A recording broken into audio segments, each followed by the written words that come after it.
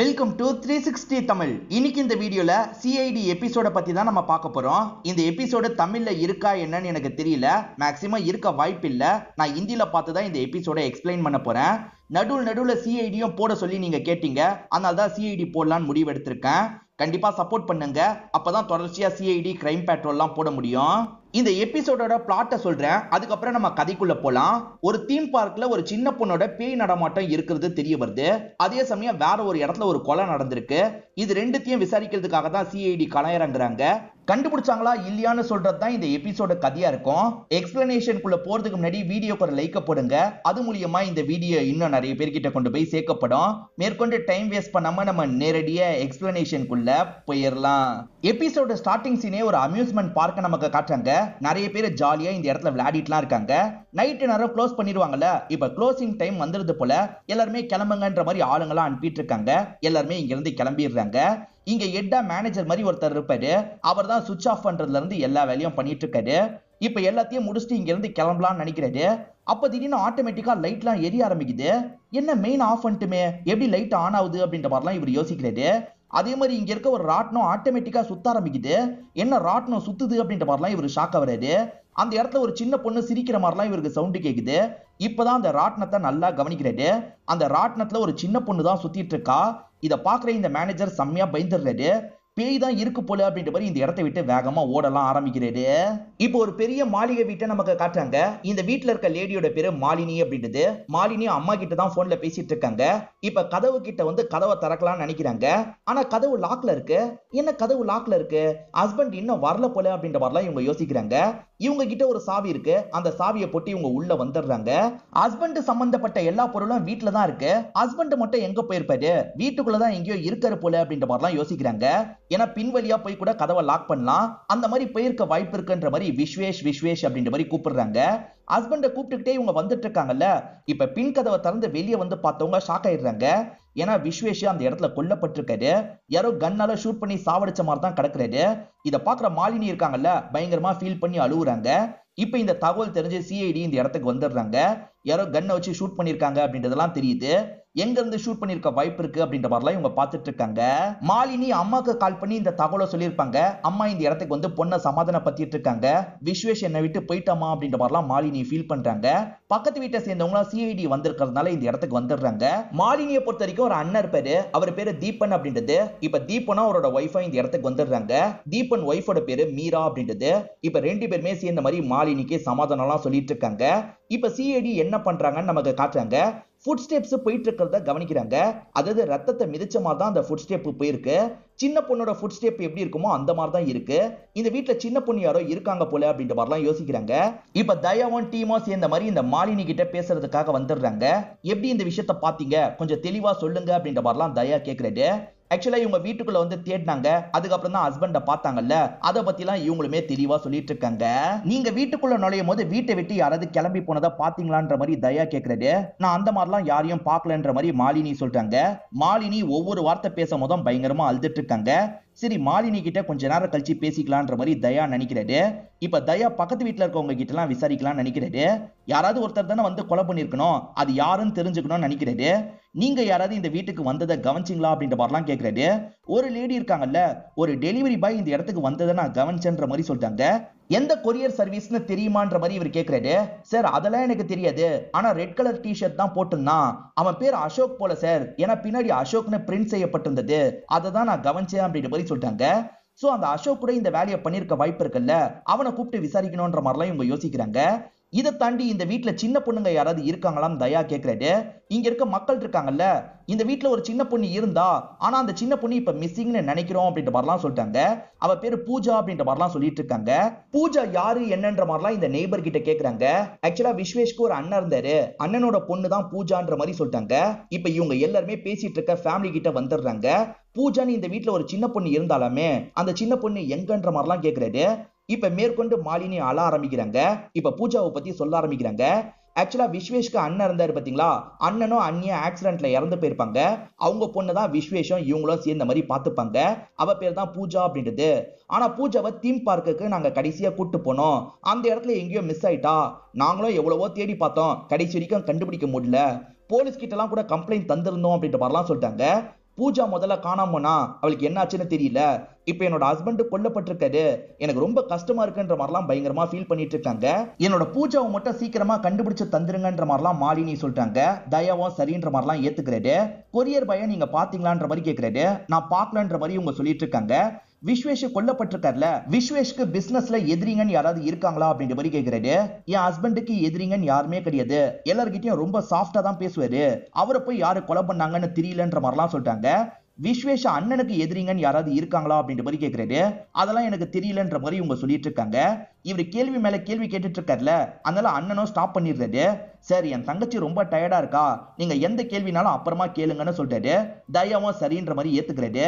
தயா இருக்கார்ல, தீம் பார்க்ல அந்த பொண்ணு மிஸ் ஆயிருக்கா, அந்த பொண்ணை நம்ம கண்டுபிடிக்கணும் அப்படின்ற மாதிரிலாம் சொல்றாரு.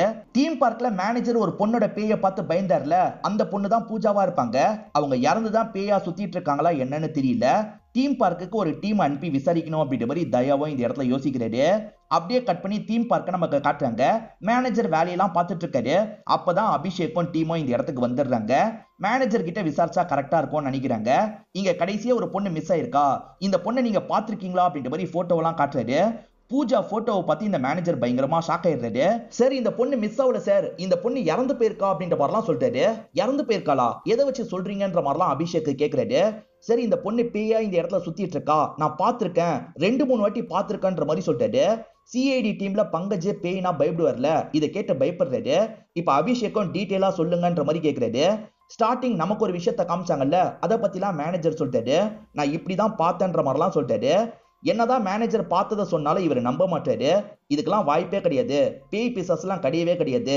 ஒண்ணு மேனேஜர் போய் சொல்லணும், அப்படி இல்லைன்னா இங்க அந்த மாதிரி நடந்திருக்காது. சோ இன்னைக்கு நைட்டு நம்ம செக் பண்ணலாம் அப்படின்ற மாதிரி ஆளுங்க கிட்ட சொல்லிட்டாரு. அப்படியே கட் பண்ணி கொரியர் சர்வீஸை பாக்குறதுக்காக இவங்க வந்துடுறாங்க.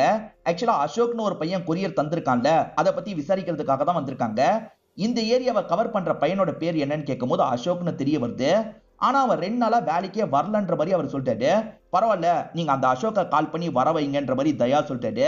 இப்ப மேனேஜர் இருக்காரு பாத்தீங்களா, அசோக் கால் பண்ணிட்டாரு. அசோக், நீ உடனே கிளம்பி இந்த இடத்துக்கு வான்ற மாதிரி சொல்லிட்டாரு. கொஞ்ச நேரத்துல அசோக்ன்ற அந்த பையனுமே இந்த இடத்துக்கு வந்துடுறான். நீ தானே இந்த வீட்டுல டெலிவரி பண்ணன்ற மாதிரி கேக்குறாங்க. இல்ல நான் 2 நாள் வேலைக்கே வரலன்ற மாதிரி இவன் சொல்றான். நடிக்காதரா, நீ தான் டெலிவரி பண்ணிருக்க, பக்கத்து வீட்டை சேர்ந்தவங்க இந்த விஷயத்த பாத்துருக்காங்க, ஒழுங்கா ஒத்துக்கோன்ற மாதிரிலாம் தயா கேக்குறாரு. சார், சத்தியமா நான் டெலிவரி எல்லாம் பண்ணல சார், என் டிஷர்ட்டை வேற யாரோ திருடிட்டு போயிட்டாங்கன்ற மாதிரி சொல்றான். என்ன சொல்ற, யாரு திருடினாங்க அப்படின்ற மாதிரிலாம் இவங்க கேக்குறாங்க. சரி, எனக்கு தெரியல, யாரோ ஒருத்தங்க திருடி இருக்காங்க அப்படின்ற மாதிரிலாம் இந்த பையன் சொல்றான். நான் தூங்கிட்டேன், முழிச்சு பார்க்கும் போது தான் இந்த விஷயம் எனக்கு தெரிய வந்தது அப்படின்ற மாதிரிலாம் சொல்றான். டிஷர்ட்டை தூக்கணும்னு நினைச்சவன் திட்டமிட்டு தூங்க வச்சிருக்க வாய்ப்பு இருக்குன்ற மாதிரி சிஐடியை சேர்ந்தவங்களாம் நினைக்கிறாங்க. நீ அன்னைக்கு காலையில என்னெல்லாம் பண்ண, அதெல்லாம் தெளிவா சொல்லுன்ற மாதிரி கேக்குறாங்க. இவனுமே பண்ண விஷயத்த பத்திலாம் சொல்றான். ஒரு டீ கடையில டீ குடிச்சேன், அதுக்கப்புறம் வாழைப்பழம் வாங்கி சாப்பிட்டேன்ற மாதிரி சொல்றான். இவன் சொல்றது உண்மையா பொய்யான்ற மாதிரி செக் பண்ணணும்னு நினைக்கிறாங்க. இவன் டீ கடையில டீ குடிச்சதா சொன்னான் பாத்தீங்களா, அந்த இடத்துக்கு கூட்டு வந்துடுறாங்க. இவன் குடிச்சானான்ற மாதிரி கேக்குறாங்க. ஆமான்ற மாதிரி டீ கடைக்காரரும் சொல்லிட்டாரு. வாழைப்பழம் சாப்பிட்டதா சொன்னான்ல, வாழைப்பழக்காரர்கிட்ட விசாரிக்கலான்ற மாதிரி இவங்க விசாரிக்கிறதுக்காக வந்துட்டு இருக்காங்க. அவர் ரோட்ல வித்துட்டு போயிட்டு இருக்காரு. இவங்களுமே ஒரு ஸ்டேஜ்ல கவனிச்சிடுறாங்க. நில்லுங்க நில்லுங்கன்னு கூப்பிட்டுக்கிட்டே பக்கத்துல வந்துட்டு இருக்காங்க. அவர் இவங்களை பார்த்தோன்னு என்ன நினைக்கிறாருன்னு தெரியல. இப்ப வேகமா இங்க இருந்து ஓட ஆரம்பிக்கிறாரு. இவர் ஏன் ஓடுறாரு அப்படின்ற மாதிரி டவுட் வந்துருது. ஒரு இடத்துல இவரை லாக் பண்ணி பிடிச்சிடுறாங்க. இவன் தான் வாழைப்பழத்துல எதையோ கலந்து தந்திருக்கான்றது இவங்களுக்கு தெரிய வருது. நீ தானே வாழைப்பழத்துல எதையோ கலந்து தந்திருக்க, அதுக்கப்புறம் அவன் டிஷர்ட்டை எடுத்துட்டு போட்டிருக்க, ஒழுங்கா ஒத்துக்கோன்ற மாதிரிலாம் கேக்குறாங்க. முதல்ல இந்த நபர் ஒத்துக்க மாட்டாரு. ஆனா இவங்க அடி அடின்னு அடிக்கிறாங்க. ஆமா சார், நான் தான் இந்த விஷயத்த பண்ணன்ற மாதிரி இவன் ஏத்துக்கிறான். ஆக்சுவலா இவனுக்கு யாரோ நிறைய காசு தந்திருக்காங்க, கொலை பண்ணுன்ற மாதிரி சொல்லியிருக்காங்க. இவன் நேரடியா விஸ்வேஷ பொண்ணா பிரச்சனை வரும்ல, அதனால தான் சுத்தல்ல விடணுன்ற மாதிரி இவன் வேற ஒருத்தரோட டிஷர்ட்டை போட்டு அந்த இடத்துக்கு போயிருப்பான், கொலை பண்ணிருப்பான். நான் தான் பண்ணன்ற மாதிரிலாம் இவன் ஏத்துக்கிறான். சரி, யார் சொல்லி பண்ணன்ற மாதிரி கேக்குறாங்க. பண்ண சொன்னது யாருன்னு எனக்கு தெரியாது, ஒரு லேடி தான் பண்ண சொன்னாங்க, கால் பண்ணி தான் சொன்னாங்கன்ற மாதிரிலாம் சொல்றான். அந்த லேடிக்கு கால் போட்டு தான்ற மாதிரி சொல்றாங்க. இவனுமே கால் போட்டு தரான். அந்த லேடி பேரு திவ்யான்னு சொன்னாங்கன்ற மாதிரி சொல்றான். இப்ப பேசுற ஆபீசர் இருக்கார்ல, திவ்யாவான்னு கேக்குறாரு. இல்ல, இது மாலினி அப்படின்ற மாதிரி அவங்க சொல்றாங்க. இவரு சட்டுன்னு காலை கட் பண்ணிடுறாரு. இவங்க கேஸ்ல மாலினி இருக்காங்கல்ல, அந்த மாலினி தான் பேசுறாங்கன்றது இவங்களுக்கு தெரிய வருது. மாலினியே திவ்யான்ற மாதிரி பேசி இவங்கிட்ட வேலையை தந்திருக்க கூட வாய்ப்பு இருக்கு. ஆனா மாலினி எதுக்காக ஹஸ்பண்ட கொல்லணும்னு நினைக்கிறாங்க, சீக்கிரமா இதுக்கான பதில கண்டுபிடிக்கணும்ன்ற மாதிரி எட்டு சொல்லிட்டாரு. இப்ப மாலினியே நமக்கு காட்டுறாங்க. ஹஸ்பண்ட இழந்ததை நினைச்சு ஃபீல் பண்ணிட்டு இருக்காங்க. போட்டோ வச்சு அழுதுட்டு இருக்காங்க. நீ சாப்பிட கூட இல்ல, சாப்பிடுமா அப்படின்ற மாதிரி அம்மா சமாதானம் எல்லாம் சொல்றாங்க. இவங்க பயங்கரமா ஃபீல் பண்ணி அழுதுட்டு இருக்காங்க. இப்ப யாரோ காலிங் பில் அடிக்கிறாங்க. அண்ணனும் அண்ணியும் தான் கதவை திறக்கிறாங்க. பார்த்தா போலீஸ் டீம் தான் இந்த இடத்துக்கு வந்திருக்காங்க.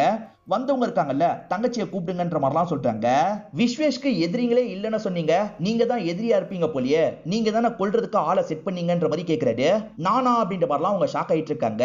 இருங்க ப்ரூவ் பண்றேன் அப்படின்ற மாதிரி தயா இருக்காருல, இவங்க நம்பருக்கு கால் பண்ணிட்டாரு. இவங்க போன் தான் அடிக்குது.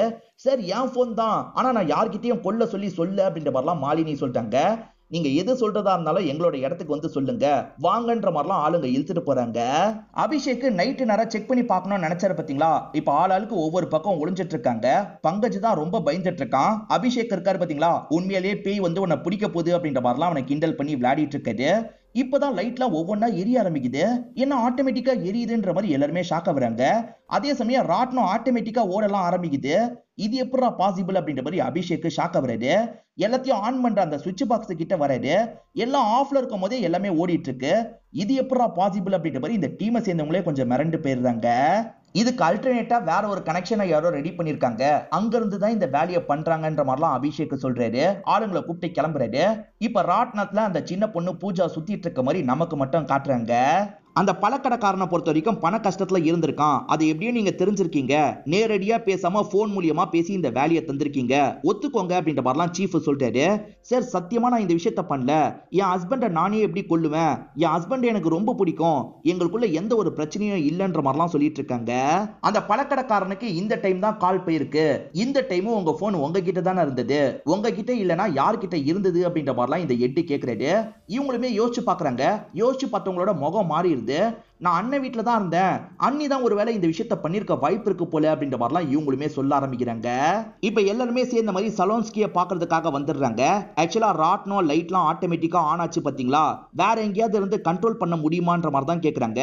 நிச்சயமா ரிமோட் மாதிரி செட் பண்ணா கண்ட்ரோல் பண்ண முடியும், வேற எங்க இருந்தோ கூட கண்ட்ரோல் பண்ணிருக்க வாய்ப்பு இருக்கு. நான் அதே மாதிரி ஒரு ரிமோட்டை உங்களுக்கு ரெடி பண்ணி தரேன், நீங்களும் விளையாட்டை காட்டுங்கன்ற மாதிரிலாம் சலோன்ஸ்கி சொல்றாரு.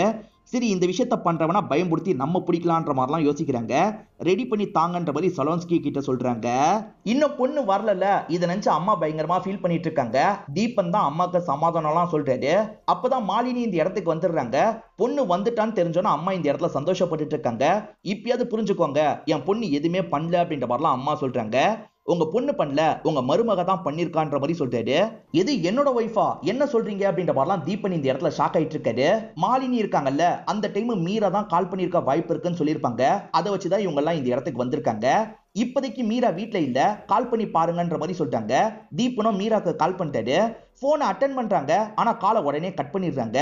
காலை உடனே எதுக்காக கட் பண்றாங்க? கண்டிப்பா அவங்க எச்சரிக்கை ஆயிட்டாங்க போல, நம்ம கண்டுபிடிக்கணும் அப்படின்ற மாதிரிலாம் தயா யோசிக்கிறாரு. டவர் எங்க கட்டாச்சோ அந்த இடத்துக்கு வந்து பார்க்கலாம்னு நினைக்கிறாங்க. இப்ப அந்த இடத்துக்கு வந்து இவங்களுமே தேடிட்டுலாம் இருக்காங்க. அப்படி தேடி வரும்போது தான் அவங்களோட கார் அந்த இடத்துல நின்றுட்டு இருக்கிறது தெரிய வருது. காருக்குள்ள அவங்க மயங்கின நிலைமையில இருக்காங்க. என்ன ஏதுன்ற மாதிரி நிமித்தி பார்த்தா அவங்க இறந்து போயிருக்காங்க. அதாவது பின்னாடி இருந்து கழுத்தை நெரிச்சு சாவடிச்சா எப்படி இருக்குமோ அந்த மாதிரி தான் இவங்க கொல்லப்பட்டிருக்காங்க. யாரோ ஒருத்தர் திட்டமிட்டு சாவடிச்சிருக்காங்க அப்படின்றதெல்லாம் இவங்களுக்கு புரிஞ்சிருது. ஏதாவது எவிடன்ஸ் கிடைக்குமா அப்படின்ற மாதிரிலாம் இவங்க கார்ல பயங்கரமா தேடிட்டு இருக்காங்க. ஃப்ரெடியும் காரை விட்டு கொஞ்சம் தள்ளி போய் தேடிட்டு இருக்காரு. அந்த இடத்துல இவருக்கு ஒரு போன் கிடைக்குது. உடஞ்ச நிலைமையில தான் போன் கிடைக்குது. அது மீராவோட போனை தான் இருக்கும். சார், மீராவோட போனு பக்கத்துல உடஞ்சிருந்தது அப்படின்ற மாதிரிலாம் காட்டுறாரு. தீபன் கால் பண்ணும் போது கில்லர் கொலை பண்ணிட்டு இருந்திருக்கணும், கால் அவன் தான் அட்டன் பண்ணிருக்கான், உடனே கட் பண்ணிருக்கான் அப்படின்ற மாதிரிலாம் தயா இந்த இடத்துல சொல்லிட்டாரு. இப்ப இங்க இருக்க பொண்ணு இருக்காங்கல்ல, சார் ரோப்பு கிடைச்சிருக்குன்ற மாதிரி ரோப்பை காட்டுறாங்க. இந்த ரோப்பை வச்சுதான் நெருக்கி இருக்கான்னு தெரியுது. அந்த ரோப்ல கைரேகையும் இருக்கு. இவங்க கிட்ட கிரைம் ரெக்கார்ட்லாம் இருக்கும்ல, அதுல மேட்ச் பண்ணி பார்க்கணும்ன்ற மாதிரி யோசிக்கிறாங்க. இப்ப அபிஷேக்கும் டீமோ ஒளிஞ்சிருக்கிறத நமக்கு காட்டுறாங்க. இந்த வாட்டி பண்றவனையே பயம்புத்தணும் அப்படின்ற மாதிரிலாம் இவங்க பிளான் வச்சிருக்காங்க.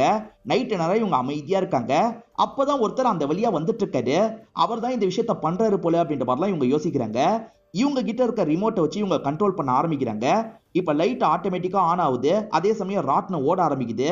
என்ன நம்ம பண்ணதை நமக்கே பண்றாங்கன்னு ஒருத்தர் ஓட ஆரம்பிக்கிறாரு. அவரை ஒரு இடத்துல வச்சு இவங்க லாக் பண்ணிடுறாங்க. அவர் பேரு வினய் அப்படின்றது. நீ தானே இந்த விஷயத்தெல்லாம் பண்ண, ஒழுங்கா ஒத்துக்கோன்னு கேட்கறாங்க.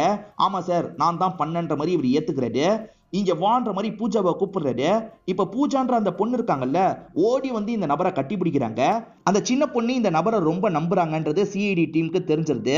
இந்த சின்ன பொண்ணுக்காக தான் இந்த விஷயத்தெல்லாம் பண்ணேன்னு சொல்லிட்டாரு. சரி நீங்க வாங்கன்ற மாதிரி உங்களோட இடத்துக்கு கூட்டு வந்துடுறாங்க. எதுக்காக இந்த விஷயத்தெல்லாம் பண்ணீங்க தெளிவா சொல்லுங்கன்ற மாதிரி எட்டும் கேட்க ஆரம்பிக்கிறாரு.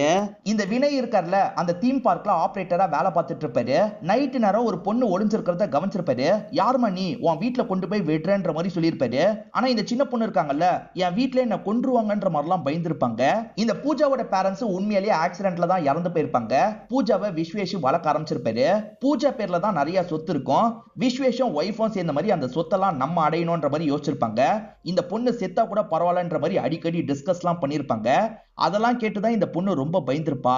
இந்த பொண்ணு சொல்றதை வச்சு மட்டும் நம்ப முடியாதுல்ல, வினயம் விசாரிச்சு பார்த்திருப்பாரு. அப்படி விசாரிக்கும் போது இந்த பொண்ணு சொல்ற எல்லாமே உண்மைன்றது இவருக்கு தெரிய வந்திருக்கும். எல்லாம் சரிதான், எதுக்காக இந்த பேய் டிராமா அப்படின்ற மாதிரிலாம் கேக்குறாங்க. அதுக்கு ஒரு காரணம் இருக்குன்ற மாதிரி இவர் சொல்ல ஆரம்பிக்கிறாரு.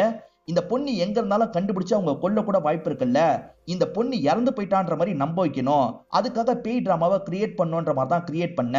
இது மூலியமா இந்த பொண்ணு இறந்து போயிட்டா பேயா சுத்திட்டு இருக்கான்ற மாதிரி நம்புவாங்கன்னு நினைச்சன்ற மாதிரிலாம் சொல்றாரு. ஃபேமிலி தேடுறதுக்கு பெருசா மும்முரம் காமிச்சிருக்க மாட்டாங்க. ஆனா விஸ்வேஷ் ரொம்ப மும்முரமா கடைசி சில நாட்கள்ல தேட ஆரம்பிச்சிருப்பாரு. விஸ்வேஷ் மாறிட்டாரு போல அப்படின்ற மாதிரிலாம் இவர் யோசிச்சிருப்பாரு. பொண்ணை விஸ்வேஷ் கிட்ட காட்டுறதுக்கு கொண்டு போலான்ற மாதிரிலாம் யோசிச்சிருப்பாரு. அப்படி போகும்போது தான் விஸ்வேஷ் வீட்டுல கொல்லப்பட்டிருப்பாரு. இதை பாக்குற ரெண்டு பேருமே பயந்து அங்கிருந்து கிளம்பி இருப்பாங்க. அப்ப இந்த பொண்ணு பிளட்ட மிதிச்சிருப்பா, அப்படிதான் நடந்து போயிருப்பா. இந்த பொண்ணை பாதுகாக்கிறதுக்காக தான் இந்த விஷயத்தெல்லாம் பண்ண, என்ன மன்னிச்சிருங்கன்ற மாதிரிலாம் வினய் சொல்றாரு. இவர் மேல தப்பில்லைன்றத சிஐடி டீம் புரிஞ்சுக்கிறாங்க. இதுக்கப்புறம் இந்த பொண்ணை நாங்க பாத்துக்கிறோம், நீங்க கிளம்புங்கன்ற மாதிரி அனுப்பி வச்சிடுறாங்க. இப்ப அசிஸ்டன்ட் இருக்காரு பாத்தீங்களா, கிரைம் ரெக்கார்டோட மேட்ச் பண்ணி பார்த்திருக்காரு. மேட்ச் வந்திருக்குன்ற மாதிரி சொல்றாரு. பிர்ஜுன்ற ஒரு கிரைம் ரெக்கார்ட் கூட தான் மேட்ச் ஆயிருக்கு. அப்ப பிர்ஜு தான் இந்த கொலையை பண்ணிருக்கான் போல. பிர்ஜுவை கண்டுபிடிச்சு பண்ண சொன்னது யாருன்னு தெரிஞ்சுக்கணும்னு யோசிக்கிறாங்க. பிர்ஜுவை அமுக்குற வேலையை பாருங்கன்ற மாதிரி எட்டு சொல்றாரு. இப்ப இவங்களுமே ஒரு பிளான போட்டுடுறாங்க. சிஐடி டீமை சேர்ந்த எல்லாருமே ஒரு ரோட்ல இருக்காங்க. இவங்க கிளைண்ட் மாதிரி அப்ரோச் பண்ணலான்ற மாதிரி தான் யோசிக்கிறாங்க. அவனுக்கு தயா யாருன்றது தெரியல போல. யாரை கொலை பண்ணும், போட்டோவை தான்ற மாதிரிலாம் கேட்கறான். தயா இருக்காரு பாத்தீங்களா, இதுதான் போட்டோ, சீக்கிரமா வேலையை முடிக்கணும்ன்ற மாதிரிலாம் சொல்றாரு. இவனுமே போட்டோல யார் இருக்கான்ற மாதிரி ஓபன் பண்ணி பாக்குறான். பார்த்தா இவனோட போட்டோவை தான் தந்து வச்சிருக்காரு. இதை பார்த்தோன்னே இவனுக்கு பயம் வருது. சிஐடி போலன்ற மாதிரி இங்க இருந்து தப்பிச்சு ஓட பாக்குறான். ஆனா எல்லாருமே பக்கத்துல தானே ஒவ்வொரு இடத்துல இருக்காங்க. சட்டுன்னு இவனை அமைக்கிறாங்க. இவன் மூலியமா கொலை பண்ண சொன்னது யாருன்னு தெரிஞ்சுக்கலான்ற மாதிரி யோசிக்கிறாங்க. இவனை பேச வைக்கிறாங்க. எதிர ஒரு லேடி தான் பேசுறாங்க. இவன் இருக்கான்ல, நீங்க சொன்ன மாதிரியே மீராவை கொலை பண்ணிட்டேன் அப்படின்ற மாதிரி சொல்றான். பூஜான்ற ஒரு சின்ன பொண்ணு இன்னும் உயிரோட இருக்கான்னு நினைக்கிறேன், அவளோட கதையை நீ முடிக்கணும், இதை பத்தி உங்ககிட்ட பேசணும்ன்ற மாதிரி இவங்க சொல்றாங்க. சரி தீம் பார்க்குக்கு வாங்க பேசிக்கலான்ற மாதிரி இந்த பிர்ஜு சொல்றான். இவங்களும் சரின்ற மாதிரிலாம் ஏத்துக்கிறாங்க. இப்ப நைட்டு நேரம் தீம் பார்க்குக்கு ரெண்டு பேர் வராங்க. ஒரு ஆண் ஒரு பெண் தான் சேர்ந்த மாதிரி வராங்க. அவங்க ஒரு ராட்னத்துக்கு வாங்கன்னு சொல்லியிருப்பான். இவங்களுமே அந்த ராட்னத்துக்கு வந்துடுறாங்க. இவங்க உட்காந்து இருக்கும் போது ராட்னம் ஆட்டோமேட்டிக்கா ஓட ஆரம்பிக்குது. என்ன ஓடுதுன்ற மாதிரி இவங்க ரெண்டு பேருமே பயந்துட்டு இருக்காங்க. பார்த்தா வந்தது யாருன்னு நமக்கு காட்டுறாங்க. அண்ணன் தங்கச்சி சேர்ந்த மாதிரி தான் இந்த விஷயத்த பண்ணிருக்காங்க போல. ரெண்டு பேருமே நிறுத்துங்க நிறுத்துங்கன்ற மாதிரிலாம் கத்திட்டு இருக்காங்க. அப்ப அபிஷேக் அதே மாதிரி சிஐடி டீமை சேர்ந்த எல்லாருமே இந்த இடத்துக்கு வந்துடுறாங்க. ராட்னத்தை நிறுத்துறாங்க. நிறுத்தணும்னு இந்த அண்ணன் இருக்காரு பாத்தீங்களா, தப்பிக்கணும்ன்ற மாதிரி வேகமா இறங்கி ஓட ஆரம்பிக்கிறாரு. அண்ணனை பிடிக்கணும்ன்ற மாதிரி துரத்திட்டு வராங்க. ஒரு இடத்துல அண்ணனை பிடிச்சிடுறாங்க. அண்ணன் தங்கச்சி ரெண்டு பேருமே சேர்ந்துதான் இதை பண்ணிருக்கீங்களா, ஏன் பண்ணீங்கன்ற மாதிரிலாம் அபிஷேக் கேட்கிறாரு. இவங்களுமே பண்ண விஷயத்தெல்லாம் ஒவ்வொன்னா சொல்ல ஆரம்பிக்கிறாங்க. ஆக்சுவலா அந்த சின்ன பொண்ணு இறந்து போனா நிறைய சொத்தெல்லாம் இவங்களுக்கு கிடைக்கும் பாத்தீங்களா, 4 பேர் சேர்ந்துதான் இந்த பிளான போட்டிருப்பாங்க. அந்த பொண்ணை திட்டமிட்டு இவங்க தீம் பார்க்ல விட்டுருப்பாங்க. ஏன்னா வேற யாராவது அந்த சின்ன பொண்ணை அங்க வச்சு கடத்த வாய்ப்பு இருக்கு. அப்படி கடத்தி நமக்கு கால் பண்ணா காசை தரமாட்டேன்னு சொல்லி அந்த பொண்ணை சாக விட்டுறலாம். அப்படி இல்லைன்னா வேற எங்கேயாவது தூக்கிட்டு போயிட்டா கூட ஓகே தான், நம்ம அந்த பொண்ணு கிட்ட இருந்து தப்பிச்சிடலாம், சொத்து கிடைச்சிரும்னு யோசிச்சிருப்பாங்க. ஆனா நடுவுலயே விஸ்வேஷோட மனசு மாறிடும். அது என்னன்னு பாத்தீங்கன்னா, அந்த பொண்ணை வளர்க்கலான்ற மாதிரி யோசிச்சிருப்பாரு. சரி நம்ம தானே தொலைச்சோம், தேடலான்ற மாதிரி தேடுறாரு. இவரால கண்டுபிடிக்க முடியல. அதனால போலீஸ் கிட்ட நம்ம உண்மையை சொல்லிடலான்ற மாதிரிலாம் சொல்லிட்டாரு. உண்மையை சொன்னா இவங்களுக்கு பிரச்சனை வரும்ல, அதனால மீதி 3 பேருமே பயப்படுவாங்க. அந்த மாதிரி எல்லாம் அவசரப்பட்டு பண்ணிடாத, நம்ம ஏற்கனவே போட்ட பிளான் படியே பண்ணலான்ற மாதிரி மனசை மாத்துறதுக்கு ட்ரை பண்ணிட்டு இருப்பாங்க. 3 பேருமே மனசை மாத்துறதுக்கு ட்ரை பண்ணிட்டு இருக்கும் போது லைட்டா மீராக்கு பயம் வந்துடும். இந்த விஸ்வேஷ் போலீஸ் கிட்ட சொன்னா நமக்கு பிரச்சனை வரும், விஸ்வேஷ் கதையே முடிச்சிடலான்ற மாதிரி தனியா ஒரு பிளானை போட்டிருப்பாங்க. அந்த பழக்கடைக்காரனுக்கு கால் பண்ணி பேசியிருப்பாங்க. கதையை முடிச்சிருன்ற மாதிரி சொல்லியிருப்பாங்க. அவனுமே காசுக்கு ஆசைப்பட்டு கதையை முடிச்சிருப்பான். விஸ்வேஷ் இறந்து போனோன்னா இந்த மாலினி பயங்கரமா ஷாக் ஆயிடுவாங்க. மீரா தான் இதை பண்ணிருக்கான்னு தெரிஞ்சோன்னா ரொம்ப கோவப்பட்டிருப்பாங்க. இதை பத்தி எல்லாம் அண்ணன் கிட்ட சொல்லியிருப்பாங்க. அண்ணனும் தங்கச்சியும் சேர்ந்த மாதிரி மீராவோட கதையை முடிச்சிடலாம், ஏன்னா மீரா ஒரு வேளை போலீஸ் கிட்ட மாட்டிக்கிட்டா நமக்கு தான் பிரச்சனை அப்படின்ற மாதிரிலாம் யோசிச்சிருப்பாங்க. அதனால இவங்க 2 பேர் சேர்ந்த மாதிரி பிர்ஜு மூலியமா மீராவோட கதையை முடிக்கிறதுக்கு பிளான் போட்டிருப்பாங்க. சோ மீராவோட கதையை முடிச்சதுக்கு இவங்க 2 பேர் காரணமா இருப்பாங்க. உங்களுக்கு பணம் கிடைக்கணும்ன்றதுக்காக ஒரு சின்ன பொண்ணை சாவடிக்கிறதுக்கு நினைச்சிருக்கீங்க. இதை தாண்டி உங்களுக்குள்ளேயே மாத்தி மாத்தி சாவடிச்சுக்கலாம் நினைச்சிருக்கீங்க. இதெல்லாம் சொல்ல உங்களுக்கு அசிங்கமா இல்லையான்ற மாதிரிலாம் இந்த எட்டி இவங்க 2 பேரையும் பயங்கரமா திட்டுறாரு. எப்படியோ இந்த கேஸை இவங்க சால்வ் பண்ணிடுறாங்க. இதோட இந்த எபிசோட முடிச்சிடுறாங்க. இந்த எபிசோட கதை எனக்கு என்னமோ கொஞ்சம் சில்லியா தான் இருந்தது. உங்களுக்கு எப்படி இருந்தது அப்படின்றத சொல்லுங்க. கிரைம் பேட்ரோல் நிறைய பார்த்து எனக்கு அது பிடிக்க ஆரம்பிச்சிருச்சுன்னு சொன்னேன் பாத்தீங்களா, அது பிடிக்கிறதுக்கு ஒரு முக்கியமான காரணம் இருக்கு. சிஐடில வளவல நிறைய பேசுவாங்க, எதையும் விஷுவலா காட்ட மாட்டாங்க. ஆனா கிரைம் பேட்ரோல்ல எல்லா விஷயத்தையும் விஷுவலா நமக்கு காட்டுவாங்க. நம்ம கன்ஃபியூஸ் ஆக கூடாதுன்றதுக்காக தெளிவா எல்லாத்தையுமே காட்டுவாங்க. இதுல அது மட்டும் மிஸ் ஆகுற மாதிரியே எனக்கு ஒரு ஃபீலிங். இந்த வீடியோ உங்களுக்கு பிடிச்சிருந்ததுன்னா லைக் பண்ணுங்க, கமெண்ட் பண்ணுங்க, மறக்காம இந்த சேனலை சப்ஸ்கிரைப் பண்ணி சப்போர்ட் பண்ணுங்க. ரெகுலரா இந்த மாதிரி வீடியோஸ் வந்துகிட்டே இருக்கும்.